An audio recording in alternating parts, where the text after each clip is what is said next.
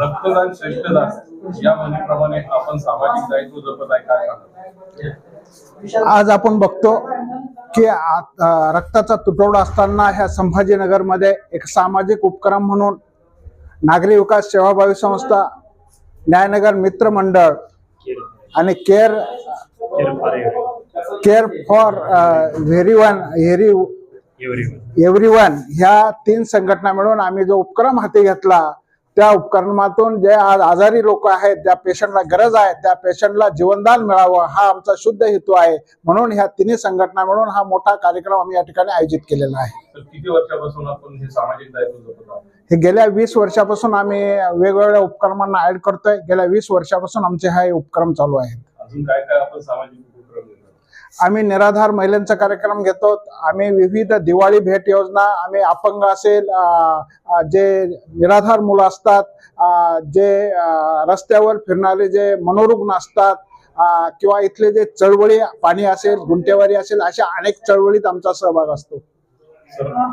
आज खरी काळाची गरज आहे रक्तदान, कारण की रक्ताचा मोठा तुटवडा आहे. पुणे उन्हाळा येतोय, उन्हाळ्यात रक्ताचा जास्त तुटवडा जातो. सर्व रक्तदात्यांना काय आव्हान करतो? रक्तदानाला आम्ही असं आव्हान करतो की सर्वात श्रेष्ठ दान असं आहे रक्तदान आहे, ज्याच्यामुळे दुसऱ्याला जीवनदान मिळतं. आणि अमूल्य असं आहे रक्तदान सगळ्यात मोठं दान तर आहेच, सारखं पुन्हा त्यांचा जीवतपणाला एक मोठं योगदान ह्या ठिकाणी आहे.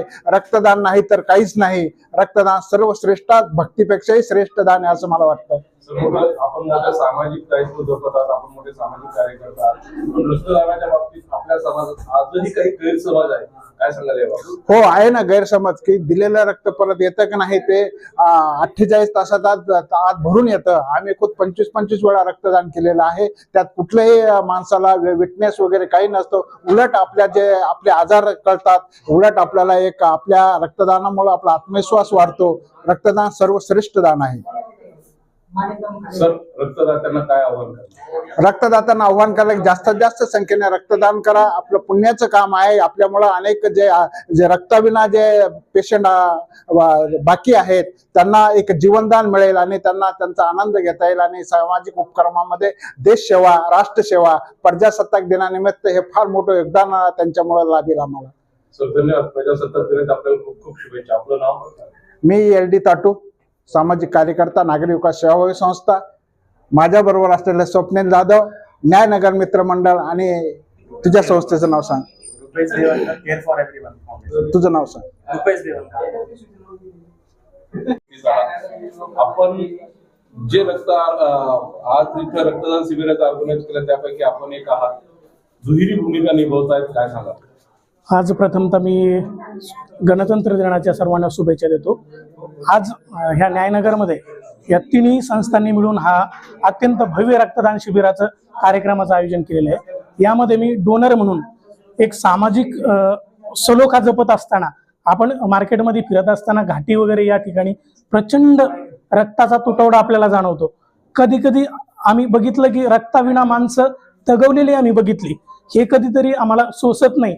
म्हणून आमची सगळ्यांची एक संकल्पना होती की रक्तदान केलं पाहिजे. हे रक्तदान माझं एकूण 12वं रक्तदान आहे. या रक्तदानातून एक आत्मिक समाधान मिळतं आणि त्याचबरोबर एक सामाजिक सलोखा जपलेला आपल्यास समजतो. आपण स्वतः युवा आहात, आपण 12 वेळेस रक्तदान केलेलं आहे. नवीन रक्तदात्यांना काय आव्हान करणार? अनेक रक्तदात्यांमध्ये अनेक गैरसमज आहेत. त्यामध्ये रक्तदान केल्यानं ती संपतं, पुन्हा येत नाही, विकनेस येतो, असे अनेक प्रकारचे त्यांच्यामध्ये गैरसमज आहेत.